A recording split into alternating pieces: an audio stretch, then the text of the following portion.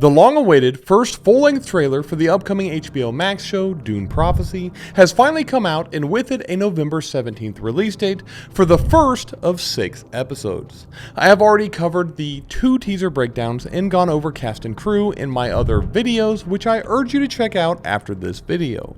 Real quick before the breakdown, I just want to say that this series is inspired by the Sisterhood of Dune book by Dune author's son Brian Herbert and Kevin J Anderson, which is considered expanded universe content. It takes place 10,000 years before the main Dune saga, which were written by Frank Herbert and are the books Denis Villeneuve has been turning into movies. For those of you who are just learning about this show, it will show the beginnings of the Bene Gesserit Sisterhood and their growth to power throughout the Imperium. The show's main focus will be on the Harkonnen sisters Valya and Tula. In a recent Entertainment Weekly interview, some new information came out confirming that the show will take place in the past, present, and future. This seems fitting for a show dealing with the Bene Gesserit, who in a sense look to the past quite a bit because of their connection to their ancestral memories. This means that in the show we will see flashbacks of a young Valya and Tula, as well as their present selves who are much older. I suspect that Valya's past will be slowly revealed to us throughout the show, and will intertwine with the present. This show's present time period appears to be completely new content because Valya is young throughout the Sisterhood of Dune novel, which indicates to me that only the flashback scenes will really be drawing from the book. That being said, I have just finished reading Sisterhood of Dune, so let's see if that helps me at all in making sense of this trailer. Let's get into it. The trailer begins with Valya Harkonnen saying how, "We've never seen a force like this," and we instantly get our first glimpse of a sandworm consuming what appears to be entire buildings on screen, which is a banger way to start off the trailer, confirming to everyone that the gigantic sandworms in the planet Arrakis will play a role in the TV show. Next, we hear a distorted voice commanding the audience, us, to watch now, and the actual trailer begins. That's an interesting choice to have an intro teaser to a trailer, but whatever works. So, the actual trailer opens with Valya Harkonnen saying, "The Sisterhood draws women from many worlds to advance our species and govern the future." This dialogue is pretty similar to what we got in the previous teasers, just telling the audience the basics of the Bene Gesserit and letting us know that the Sisterhood is a conglomerate school that takes in girls from the entire known universe. During this section, we get a few new shots. We get a pulled-back shot of a space shuttle landing on what I assume is the Sisterhood school on Wallach 9. Now in the book Sisterhood of Dune, the original school is on the jungle planet of Rossack, and due to circumstances, it is reformed on Wallach 9. This means that the scenes that take place in the past should take place on that other planet, but it appears that this may not be the case. To simplify set design, they may have done away with Rossack entirely and are only using Wallach 9. We then see the same funeral procession that has been shown in the teasers. This dead girl is likely the result of a failed attempt at creating another Reverend mother.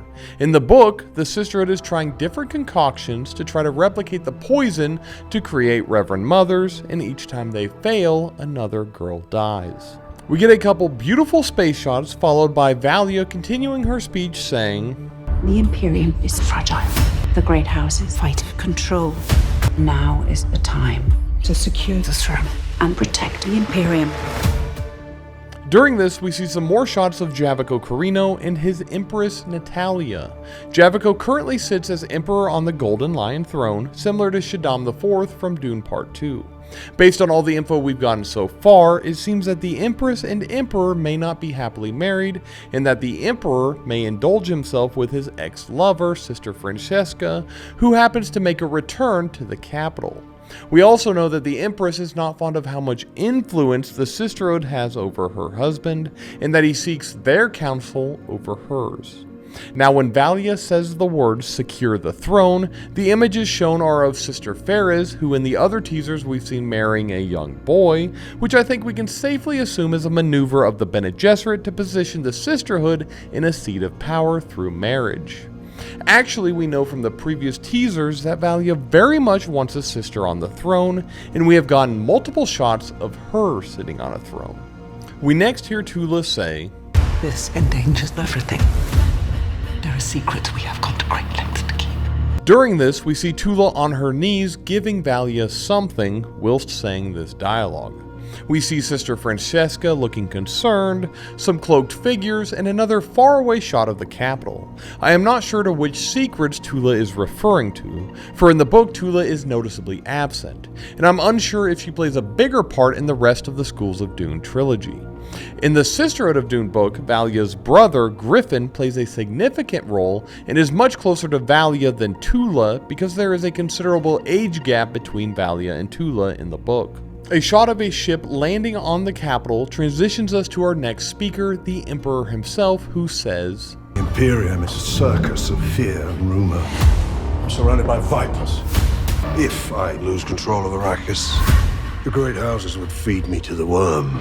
During his rant, we see one of those sleeker hovercars in motion, followed by a shot of Princess Yenne's, trailed by possibly Constantine, in what I assume is a more seedy part of the capital.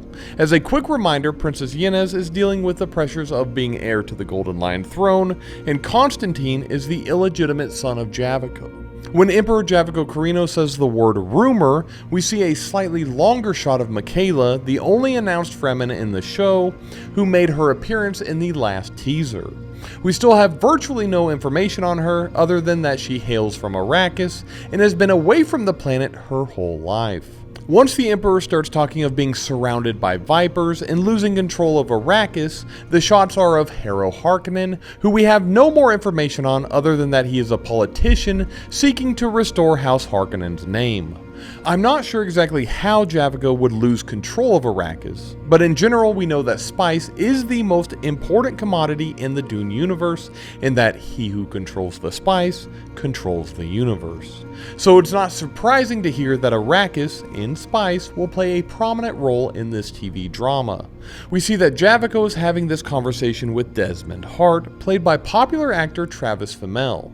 Now, the only actual info we have on Desmond Hart is that he has a mysterious past and that he wants to gain the Emperor's favor by selling out the Sisterhood.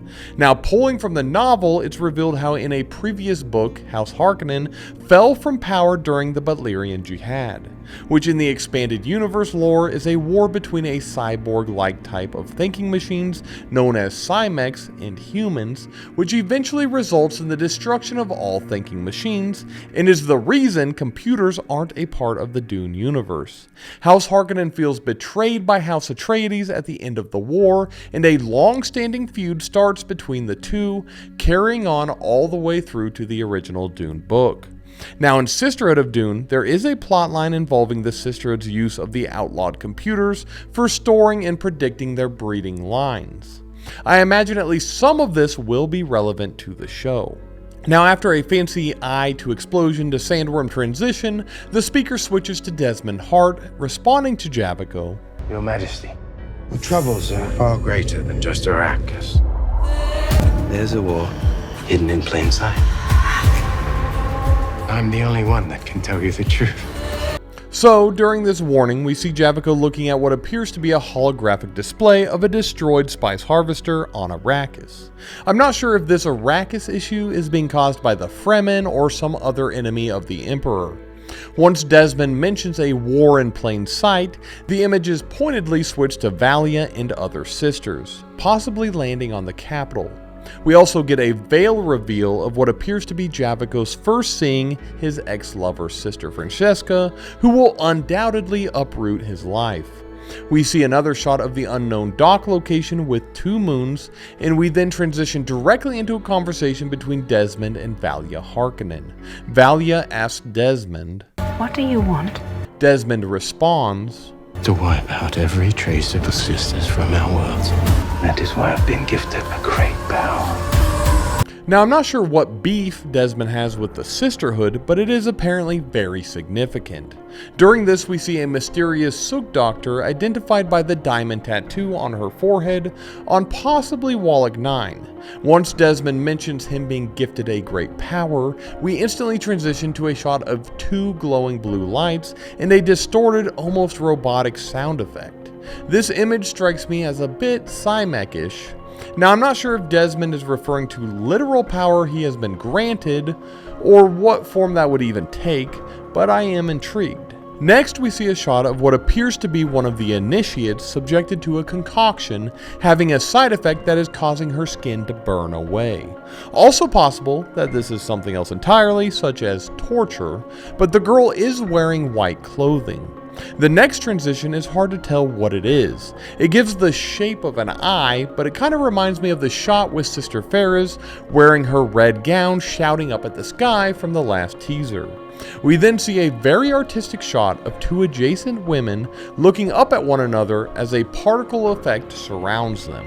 One woman once again reminds me of Sister Ferris because she's wearing a red dress, whilst the other woman is in typical Bene Gesserit garb.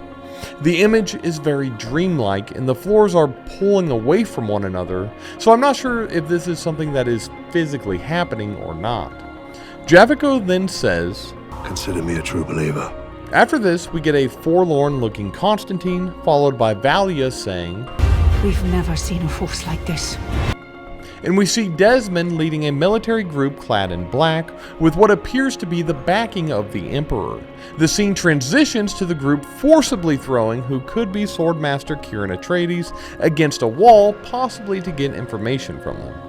The only theory I have about Kieran Atreides right now is what I've mentioned in my previous breakdowns about him having a romantic entanglement with the Princess Yennefer. Next is one of the coolest shots of the trailer, and that is of a sandworm traveling through the sand toward what appears to be the group of buildings it ate in the opening. This transitions into a scene depicting Tula using some sort of a keycard to activate something. She looks back at the camera concerned, so whatever she's doing seems to be in secret. Next, we see a very intriguing image of what seems to be a junkyard scene. Now, I'm not sure if this is supposed to be your run-of-the-mill junkyard or if it's supposed to be indicative of the aftermath of the Butlerian Jihad. A laser fires in the background, although it's hard to tell if this is just a feature of the junkyard destroying debris or something more. Valya goes on to say, This could destroy the Imperium. We must act. Preceding this is a close-up shot of Princess Yennefer, and directly following this is an action shot of possibly Kieran Atreides and Princess Yennefer fighting off what could be some of Desmond Hart's forces.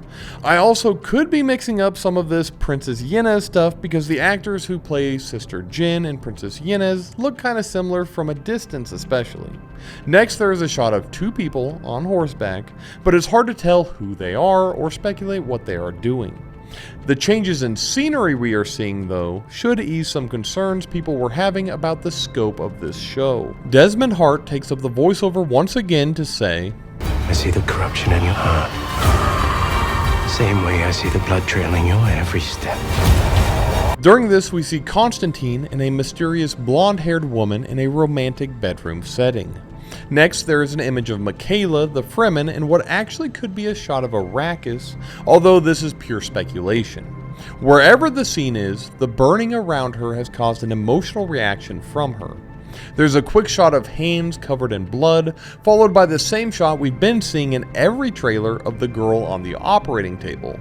Next, there's a very strange scene depicting one of the white-clothed initiates being assaulted by a group of sisters, although the scene is very saturated and stylized, so it's hard to say if this isn't some sort of dream sequence. Finally, we get the highlight of the trailer that really shows the dual perspectives of the past and present colliding, with a shot of young Valya using the voice to compel Sister Theodosia to pull out their knife. This shot goes back and forth with a similar scene of older Valya using the same voice command on Desmond Hart.